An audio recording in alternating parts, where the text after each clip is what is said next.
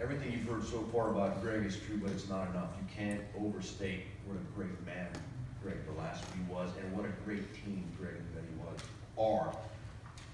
Whenever you would call them, they were never home. They were always out doing something, somewhere, anybody. They were blessing people. They are tireless workers for good. It's an example that's hard to find in other places. For us, there's a few of us here. Greg and Betty were part of our Ride the Thunder family, and Ride the Thunder is this movie we produce, and we're kind of like the mafia. Once you're in, you can't get out. And Greg and Betty were integral to what we did and what we're still trying to do, and they would go everywhere with us to do good for Vietnam veterans, and especially the American Vietnamese community. We appropriated a line from Galatians 6:9, the Apostle Paul. He said, "Let us not grow weary in doing good, for at the proper time we'll reap a reward if we do not give up." Let me tell you, Greg and Betty never gave up, and that's the message.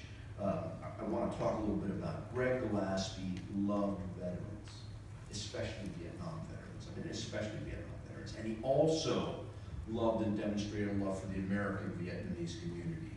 Mm-hmm. Bridging the Gap is Greg and Betty's baby.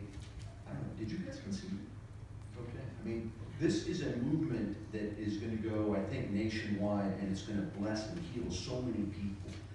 Greg got it. He understood that when you look at the American sacrifice and investment in Vietnam only from the limited prism of American involvement, you only got part of the story. When you looked at what the American Vietnamese, those opposed to communism, the price they paid, the value of the American sacrifice meant so much more. He got that, and he wanted to communicate that. He understood that when American fighting men came with their Vietnamese brothers and sisters, came together, they were healed and affirmed in ways that has not been done. And that is so powerful. He got it, he lived it.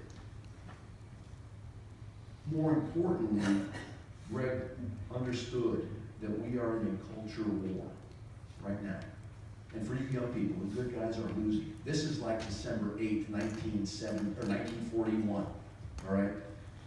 We're losing. We are losing the cultural war. It's far from over, but we are losing the cultural war for truth. The truth is America was right to serve in Vietnam and oppose communism for all those 50 years. Communism has killed almost 100 million people. The Vietnamese who have come to the United States bear witness to how evil communism is, and they love this country so much more than most of us because they paid a price for freedom. That Greg understood, and he wanted to help celebrate that.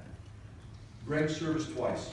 He was in the Navy for 2 years and is so proud of his Vietnam service. I marvel at this picture on the bulletin today.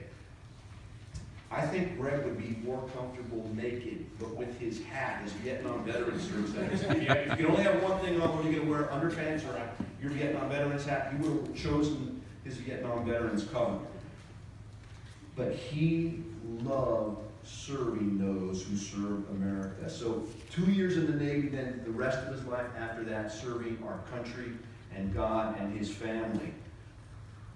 We need to understand that to honor Greg, we also want to honor all those on the wall, all 58,000 American names on the wall, the 250,000 Vietnamese soldiers who died fighting communism, the 2 million Vietnamese citizens who died as a result of the communist aggression.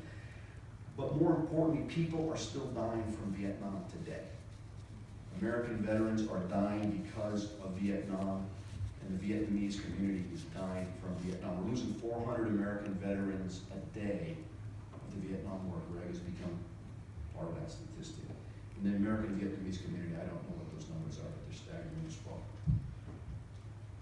We are fighting this battle for truth, and we're losing, but we can't give up. I think about Greg, and he would never give up. And I think about Winston Churchill when he said, "Young man, never give up.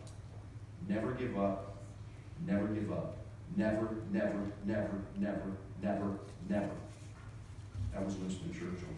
So I want us to be inspired by Greg's example to help set the historical record straight that the American effort for the Vietnam War and that America is a good country. That's how we honor Greg. That's how we honor those who served, who died, but those who also continue to serve. Again, Galatians 6:9. Let us not grow weary in doing good, for at the proper time we will reap a reward if we do not give up. If we do not give up. Semper Fidelis, Greg. God bless you, buddy. Thank you for being on.